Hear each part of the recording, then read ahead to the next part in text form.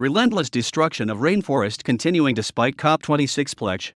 Pristine rainforests were once again destroyed at a relentless rate in 2021, according to new figures, prompting concerns governments will not meet a Cop26 deal to halt and reverse deforestation by the end of the decade. From the Brazilian Amazon to the Congo Basin, the tropics lost 11.1 m hectares of tree cover last year, including 3.75 m ha of primary forest critical to limiting global heating and biodiversity loss. Boreal forests, mainly in Russia, experienced a record loss in 2021 driven by the worst wildfire season in Siberia since records began, according to new data from the University of Maryland released by a Global Forest Watch.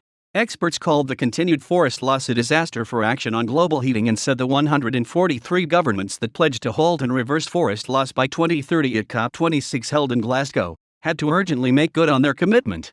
Of the primary rainforest that was lost in 2021, releasing the equivalent of India's annual fossil fuel emissions, 40% disappeared in Brazil, with the Democratic Republic of Congo, Bolivia, Indonesia, and Peru making up the rest of the top 5.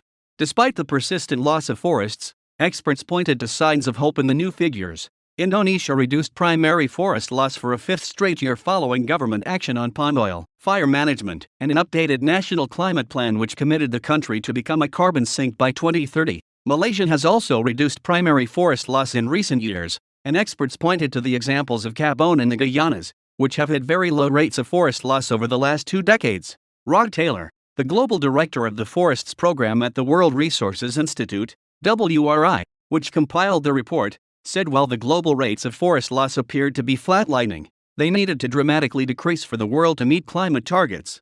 When you look at unchanging year-on-year statistics, you could conclude that they don't really offer a newsworthy headline.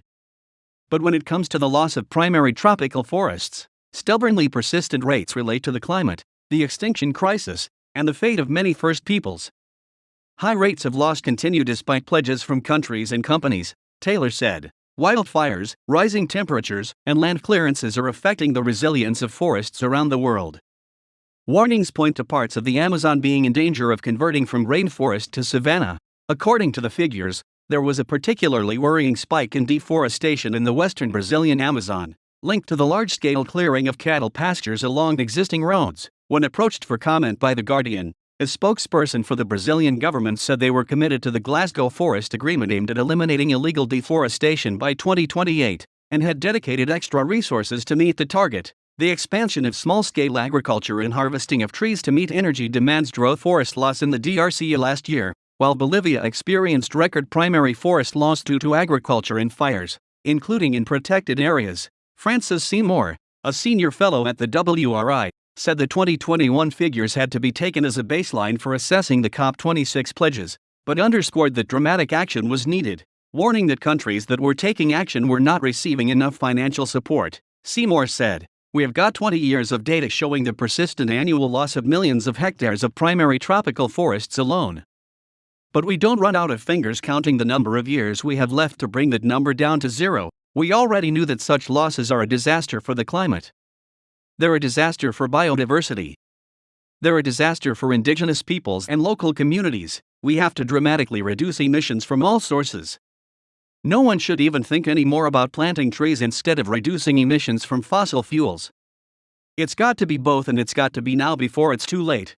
The UK Environment Minister Lord Goldsmith, who played a key role in the agreement at Cop26 of 143 countries to halt and reverse deforestation, said the figures were a stark reminder of the need for governments to make good on their commitments. If we continue to degrade the world's great forests, from the Amazon to the Congo Basin, the implications for millions of people are terrible. We are derailing complex natural systems we all depend on, and that in turn makes meeting any of our shared global goals, from peace to prosperity, impossible, he said.